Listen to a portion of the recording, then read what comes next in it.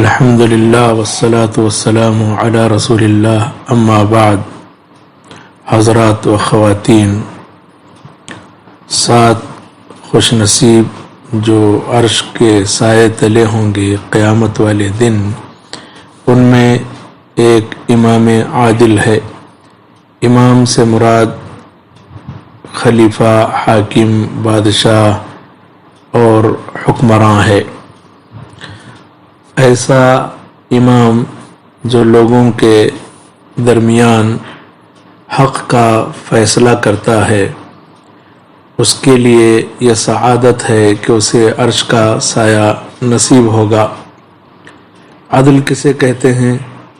وضع الشیء فی محلی، کسی چیز کو اس کی اصل جگہ میں رکھ دینا، یہ عدل ہے. اور اس کے مقابل میں ظلم کی تعریف کی جاتی ہے وضع الشیء فی غیر محلی، کسی چیز کو اس کی جگہ سے ہٹ کر دوسری جگہ میں رکھنا، یہ ظلم ہے. عدل کے لیے عام طور پر چند باتیں رکاوٹ بن جاتی ہیں. قرابت اور رشتہ داری عدل و انصاف کے لیے رکاوٹ بنتی ہے.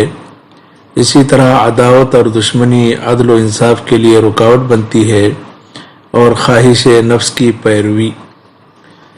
حاکم کے لیے ضروری ہے، امام کے لیے ضروری ہے کہ وہ قرابت کا خیال نہ کرے فیصلہ کرتے وقت، بلکہ حق اور ثواب کا لحاظ رکھے. اس سلسلے میں رسول اللہ صلی اللہ علیہ وسلم کی زندگی میں دنیا کے حکام اور خلفاء کے لیے بہترین نمونہ ہے.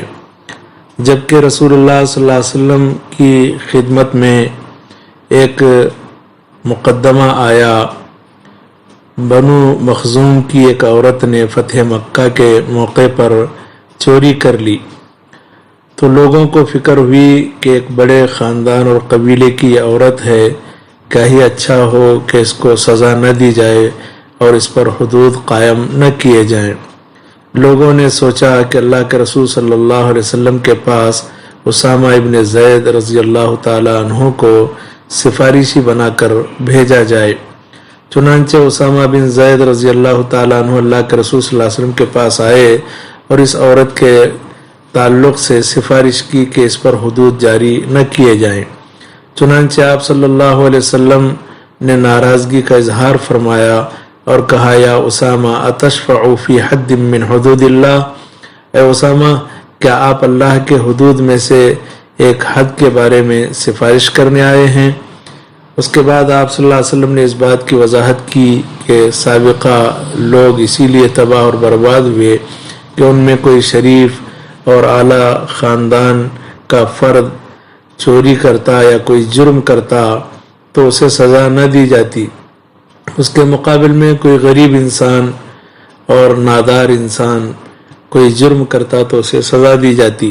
اس کے بعد آپ صلی اللہ علیہ وسلم نے فرمایا، والذی نفس محمد بیدہ لو ان فاطمۃ بنت محمد سرقت لقطعت یدہا، قسم ہے اس ذات کی جس کے ہاتھ میں محمد کی جان ہے، یعنی اللہ کی قسم، اگر محمد کی بیٹی فاطمہ بھی چوری کر لیتی تو اس کے بھی ہاتھ کاٹ دیے جاتے. تو اس میں دنیا کے حکام کے لیے یہ نمونہ ہے کہ قانون کو بالادستی ہونا چاہیے، نہ کہ قرابت داری اور خیش و اقارب کا لحاظ کیا جائے. اور اسی طرح سے امام اور حاکم کے لیے ضروری ہے کہ وہ عداوت کی بنیاد پر فیصلہ نہ کرے بلکہ حق کو سامنے رکھے. اس لیے کہ اللہ رب العالمین نے فرمایا، لا یجرمنکم شنآن قوم علی الا تعدلوا اعدلوا هو اقرب للتقوی، تم لوگوں کو کسی قوم کی دشمنی اس بات پر آمادہ نہ کرے کہ تم انصاف نہ کرو، بلکہ انصاف کرو، عدل کرو، یہی تقوی سے زیادہ قریب ہے. تو اس کا مطلب یہ ہے کہ عدل کرنا، انصاف کرنا، یہ تقوی کے زیادہ قریب ہے.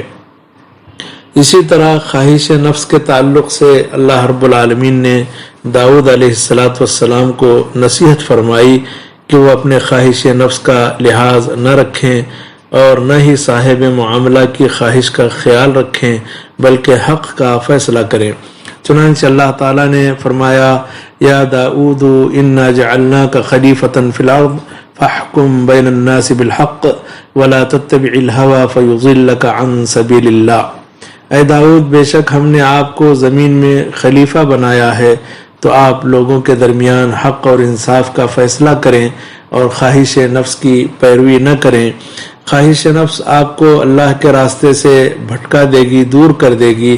بے شک اللہ تعالی ان لوگوں کو سخت عذاب دے گا اس سبب سے جو یہ لوگ یوم حساب کو بھول گئے ہیں، اور جو لوگ اللہ کے راستے سے بھٹک جاتے ہیں ان کے لیے اللہ تعالیٰ کے پاس سخت ترین عذاب ہے۔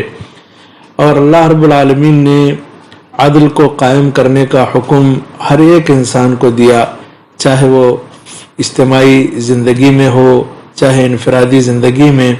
اللہ تعالیٰ نے فرمایا ان اللہ یأمر بالعدل والاحسان وایتاء ذی القربى، بے شک اللہ تعالیٰ حکم دیتا ہے عدل کرنے کا اور احسان کرنے کا اور قریبی رشتہ داروں کو دینے کا۔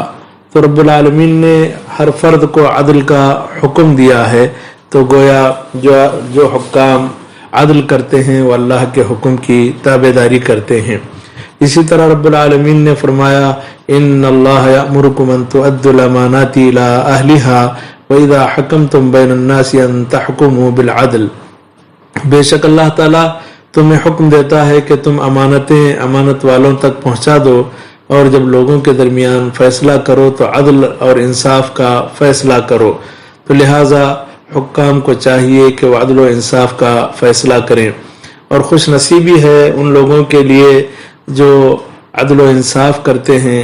اس سلسلے میں صحیح بخاری اور مسلم کی حدیث ہے، اللہ کے رسول صلی اللہ علیہ وسلم نے فرمایا ان المقسطین عند اللہ علی منابر من نور عن یمین الرحمن وکلتا یدیہ یمین الذین یعدلون فی حکمہم واہلیہم وما ولوا، بے شک انصاف کرنے والے اللہ کے پاس نور کے ممبروں پر ہوں گے اور رحمان کے دائیں جانب ہوں گے، اور رحمان کے دونوں ہاتھ دائیں ہیں۔ اور یہ انصاف کرنے والے وہ ہیں جو انصاف اور عدل کرتے ہیں اپنے بارے میں، اپنے گھر والوں کے بارے میں، اپنے خاندان والوں کے بارے میں، اور ان کے بارے میں جن کے وہ ذمہ دار بنے ہوئے ہیں۔ اور اس سلسلے میں ایک بات یاد رکھنے کی ہے، وہ یہ ہے کہ جو لوگ عدل کرتے ہیں وہ تو ثواب پائیں گے، اللہ کے پاس انعام پائیں گے، اور جو لوگ ظلم اور زیادتی کرتے ہیں ان کو یہ جان لینا چاہیے کہ اللہ تعالیٰ ان کے ظلم سے غافل نہیں، ان کی حرکت اور کرتوت سے غافل نہیں ہے۔ اسی لیے اللہ تعالیٰ نے فرمایا وَلَا تَحْسَبَنَّ اللَّهَ غَافِلًا عَمَّا يَعْمَلُ الظَّالِمُونَ إِنَّمَا يُؤَخِّرُهُمْ لِيَوْمٍ تَشْخَصُ فِيهِ الْأَبْصَارُ، اور ہرگز آپ اللہ کو غافل مت سمجھو ان کاموں سے جو ظالمین کرتے ہیں، بے شک انہیں تو اللہ تعالیٰ مہلت دیتا ہے ایسے دن کے لیے جس میں کہ نگاہیں پتھرا جائیں گی اور آنکھیں کھلی کے کھلی رہ جائیں گی۔ اور ان لوگوں کے بارے میں بڑی سخت وعید ہے جو اپنی رعایا کے ساتھ ناانصافی کرتے ہیں۔ چنانچہ اس سلسلے میں مسند احمد کی ایک حدیث ہے، ابو امامہ باہلی رضی اللہ عنہ حدیث کے راوی ہیں، وہ کہتے ہیں کہ نبی صلی اللہ علیہ وسلم نے فرمایا ما من رجل یلی امر عشرۃ فما فوق ذلك الا اتى الله مغلولا يوم القيامة يده الى عنقه فكه بره او اوبقه اثمه، جو بھی آدمی 10 افراد کا ذمہ دار بنے یا اس سے بڑھ کر افراد کا، ایسا آدمی اللہ کے پاس قیامت کے دن آئے گا کہ اس کے ہاتھ جکڑے ہوئے ہوں گے اس کے گردن سے، اور یہ گردن سے جکڑے ہوئے ہاتھ کو کھولنے والی چیز اس آدمی کی نیکی ہوگی، یا اس کو برباد کرنے والی چیز اس کے گناہ ہوں گے۔ ایک سخت ترین وعید ہے اللہ کے رسول صلی اللہ علیہ وسلم کے فرمان کی روشنی میں۔ وہ وعید یہ ہے، صحیح بخاری اور صحیح مسلم کی حدیث ہے، حدیث کے راوی معقل بن یسار رضی اللہ عنہ ہیں، وہ کہتے ہیں میں نے اللہ کے رسول صلی اللہ علیہ وسلم کو فرماتے ہوئے سنا ما من عبد يسترعيه الله رعية يموت يوم يموت وهو غاش لرعيته إلا حرم الله عليه الجنة. جو بھی بندہ اللہ تعالیٰ اسے اگر رعایا کا نگران بنا رہا ہے اور وہ اپنے مرنے سے پہلے اپنی رعایا کے ساتھ خیانت کر رہا ہے تو ایسے آدمی پر اللہ تعالیٰ نے جنت کو حرام کر دیا ہے. لہذا جو شخص اللہ کے پاس آخرت میں انعام پانا چاہتا ہے اور اللہ کے عرش کے سائے کو حاصل کرنا چاہتا ہے تو اس کے لیے ضروری ہے کہ وہ عدل و انصاف کرے، چاہے وہ امام عادل ہو یا عام انسان ہو. اللہ تعالیٰ سے دعا ہے اللہ تعالیٰ ہمیں زندگی کے ہر شعبے میں عدل و انصاف سے کام لینے کی توفیق عطا فرمائے اور ہر طرح کے ظلم اور زیادتی سے بچائے. آمین. وآخر دعوانا ان الحمد للہ رب العالمین وصلی اللہ علی النبی الکریم.